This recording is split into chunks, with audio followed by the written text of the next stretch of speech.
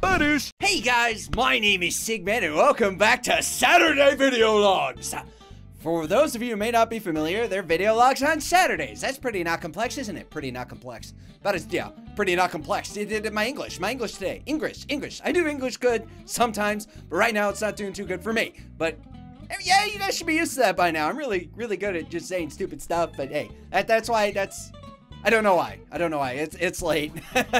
Gonna be honest with you, it's late. It's like almost 10:30 in the morning right now that I'm recording this.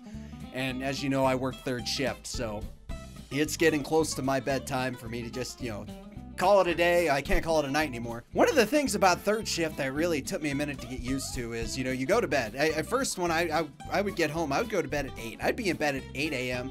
I'd be up by 3 or 4. I had the whole, I had like 5.5 hours before I had to be at work again. And I was really happy with that. But then it got to the point to where I was getting more serious about YouTube and trying to make sure that I get content out regularly. Ended up, I was lucky to get, I was lucky to be in bed by noon, 1 o'clock in the afternoon. Then I'd wake up like an hour and a half before I had to have to leave for work. Stuff like that. I don't regret it. I love doing this, and I love staying up working on this. I just enjoy doing it. I absolutely have a blast doing it, and I wouldn't trade it for anything at all. I wanted to let you know, give you guys a little update on the puppy that my wife took in. It is now at its foster home. I do not know if it's what they call a forever home. I don't know if she plans on keeping it permanently or not, but he is in a better situation now. He's actually getting along really well with her dogs, with my wife's friends' dogs. They're getting along just fine and everything's working out. And I'm just glad that things are working out for the little guy, because he had a rough start, when we found him, because my wife almost ran over him. I mean, that's a hell of an introductory. Hi dog, here's my car. That kind of thing. It's not funny. I'm not saying running over any dog is funny. It's just the situation. He goes from almost getting run over to being in a nice house. That's what I was getting at. You know that, right? Right? But now, there's a new situation that's come up. More cats! No, we did not take in any more cats. I refuse to take in any more cats, even though I love them to death, and I love mine to death. I wouldn't trade them for anything, because, I love them. Ooh, I need to quit hitting that. I just love them so much. They're adorable, and they like to tear up my stuff. We can't get anything nice. We can't keep anything nice. I mean, that's just the story of my life. But anyways, back on topic. As we all know, I love getting off topic, and I have both birds chirping at me at the same time. But, so my wife sees there is a pregnant cat in the neighborhood apparently. And she sees it out. She's like, "Oh, sweetie, come out here and look." And I'm like, "No, I don't want to look. It's a homeless cat. I'm going to feel terrible. I don't want to see that." "But honey, come look. It's pregnant." "Oh, I definitely don't want to see that." The last time we had a situation where we took in a pregnant cat, it had 7 kittens under my computer desk. That's right, it had its kittens. For some reason, that stray had picked underneath my computer desk as a place to have its babies.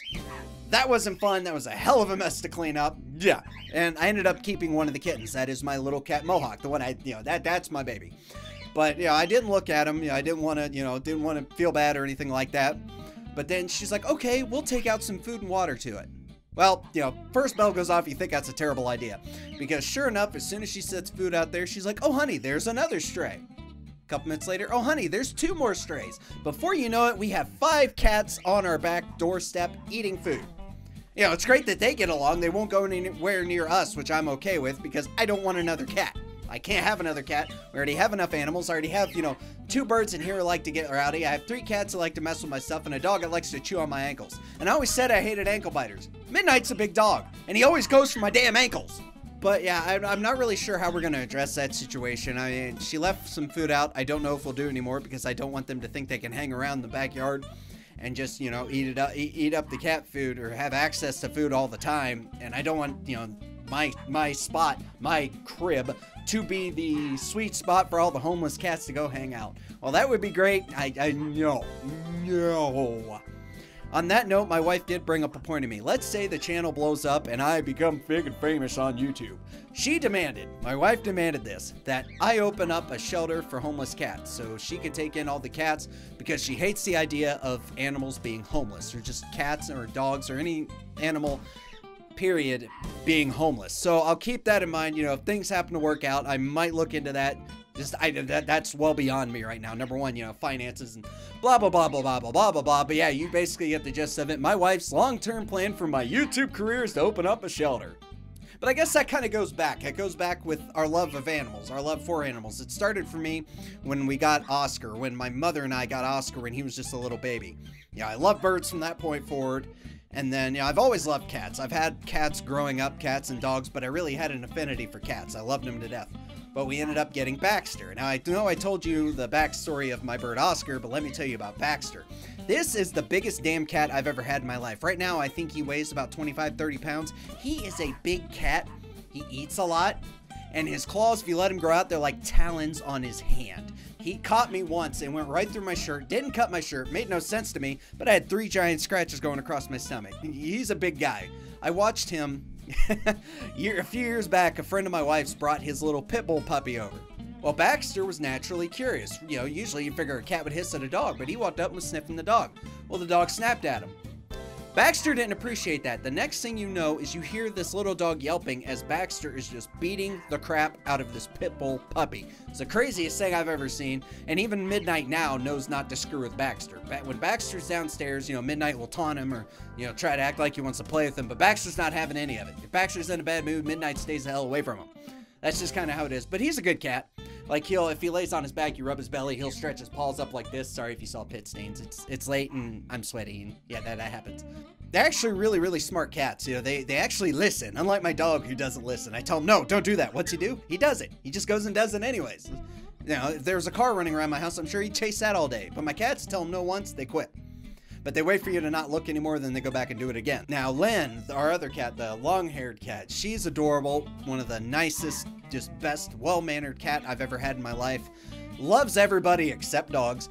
Loves new cats, loves people, loves kids. Kid will pick it up and he'll just dangle there and let him do whatever. She's pretty much a rag doll when you do that. But we got her from a shelter. I think it was about, I'm wanting to say maybe 5 years ago, we got her from a shelter. The reason why is because Baxter, when he was just him by himself, he used to beat the crap out of my wife. Like, he would go up and she'd be sitting on the couch, he would randomly run up to her, run up the side of the couch, smack her in the face, and then turn and run like hell down the hallway. It was hilarious for me, but eventually she got tired of it. So we got another cat, and this was Lynn. What made me fall in love with this cat, we're at the shelter looking at him.